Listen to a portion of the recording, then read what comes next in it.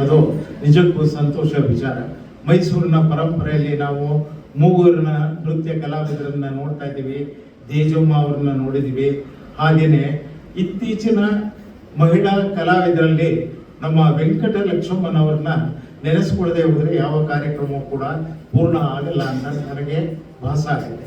ಹಾಗೇನೆ ಪುರುಷ ಸರಸ್ವತಿಗಳು ಅಂದರೆ ಈಗ ಮೈಸೂರಿನ ಕಾರ್ಯಕ್ರಮಗಳಲ್ಲಿ ತಮ್ಮನ್ನ ತಾವು ತೊಡಗಿಸಿಕೊಂಡಂತಹ ಕೆ ರಾಮಮೂರ್ತಿರಾವ್ ಅವರು ಕೂಡ ವೆಂಕಟಲಕ್ಷ್ಮಮ್ಮ ಅವರ ಶಿಷ್ಯಂದ್ರು, ಕುಮಾರ್ ಅವರು ಇದ್ದಾರೆ.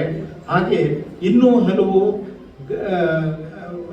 ಪುರುಷರು ನೃತ್ಯ ಪ್ರಕಾರದಲ್ಲಿ ತಮ್ಮನ್ನ ತಾವೇ ತೊಡಗಿಸ್ಕೊಂಡು ಈ ಕಾರ್ಯಕ್ರಮಗಳನ್ನ ಯಶಸ್ವಿಯಾಗಿ ನಡೆಸ್ಕೊಂಡು ಬರ್ತಾ ಇದ್ದಾರೆ.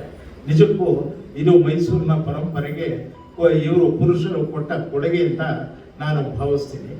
ಈ ಒಂದು ಕಾರ್ಯಕ್ರಮದಲ್ಲಿ ನಾನು ಕುಮಾರ್ ಅವರ ಒಂದು ಸಂಸ್ಥೆಯ ಕಾರ್ಯವೈಖರಿಯನ್ನ ನೋಡಿ ಮಕ್ಕಳಿಗೆ ಏನಾದ್ರು ಪ್ರೋತ್ಸಾಹ ಕೊಡಬೇಕು ಅನ್ನೋ ಒಂದು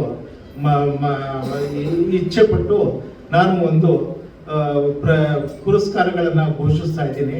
ಪ್ರತಿ ವರ್ಷ ಜೂನಿಯರ್, ಸೀನಿಯರ್ ಹಾಗೂ ವಿದ್ವತ್ ಪರೀಕ್ಷೆಗಳಲ್ಲಿ ಅತಿ ಹೆಚ್ಚು ಅಂಕಗಳನ್ನು ಗಳಿಸಿ ಅರ್ಹರೆನಿಸಿಕೊಂಡು ಮುಂದೆ ಬರ ಅಂತ ಮಕ್ಕಳಿಗೆ ನಾನು 3 ಜನ ಮಕ್ಕಳಿಗೆ ಪ್ರತಿ ವರ್ಷವೂ ಕೂಡ ತಲಾ 5,000 ನಗದು ಪುರಸ್ಕಾರವನ್ನು ಕೊಡಬೇಕು ಅಂತ ಅನ್ಕೊಂಡಿದ್ದೀನಿ.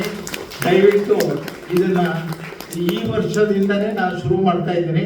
ಕುಮಾರ್ ಅವರು ಇದಕ್ಕೆ ಒಪ್ಪಿಗೆ ಕೊಡಬೇಕು ಅಂತ ನಮಗೆ ಅನ್ಸುತ್ತೆ. ದಯವಿಟ್ಟು ಅವರು ಒಪ್ಪಿಗೆ ಕೊಡಬೇಕು. ಮಕ್ಕಳಿಗೆ ಯಾವ ಕಡೆಯಿಂದ ಪ್ರೋತ್ಸಾಹ ಬಂದರೂ ಕೂಡ ಸಣ್ಣ ಮೊತ್ತದ್ದೇ ಆಗಿದ್ರು ಕೂಡ ಅವರ ಮುಂದಿನ ಒಂದು ವ್ಯಾಸಂಗಕ್ಕೆ, ಅದು ವಿಶೇಷವಾಗಿ ಅಕಾಡೆಮಿಕ್ ವಿಚಾರಗಳು ಬಿಟ್ಟು ಈ ಕಲ್ಚರಲ್ ಪ್ರೋಗ್ರಾಮ್ಗಳಲ್ಲಿ ಮಕ್ಕಳು ಮುಂದಕ್ಕೆ ಬರ್ತಾರೆ ನೋಡಿ, ಅದು ನಿಜಕ್ಕೂ ಕೂಡ ಶ್ಲಾಘನೀಯ ವಿಚಾರ.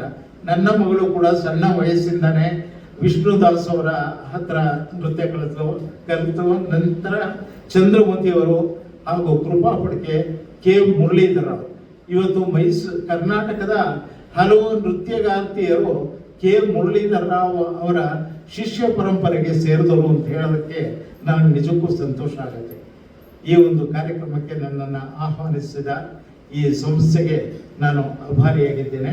ಧನ್ಯವಾದಗಳು.